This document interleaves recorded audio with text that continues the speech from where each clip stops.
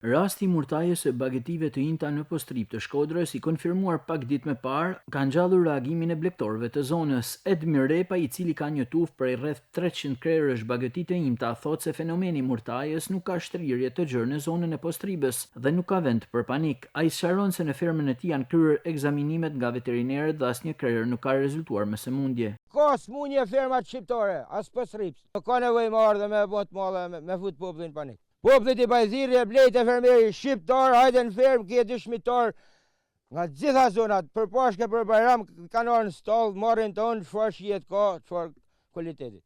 Aktualisht kam 300 krenë. Sa të kanë cofë, ngordë? Unë kur një s'ka ngordë, ma, ku më kanë ngordë?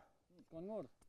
Ngordhin baktia gjithmonë na i hap zjarmin, na ka dam të ujku, po jo pe smunjeve, ma. Jo në smunje njëse si transmetohet nga kafsh në kafsh, si kurohen, ma, populli mos majnë panik, a kupton? Autoriteti kombëtar i veterinarisë dhe mbrojtjes së bimëve u ka bërë thirrje fermerëve që të kufizojnë lëvizjen e deleve dhe dhive, ndërsa thuhet se murtaja nuk transmetohet tek njerëzit dhe nuk paraqet asnjë rrezik për shëndetin publik.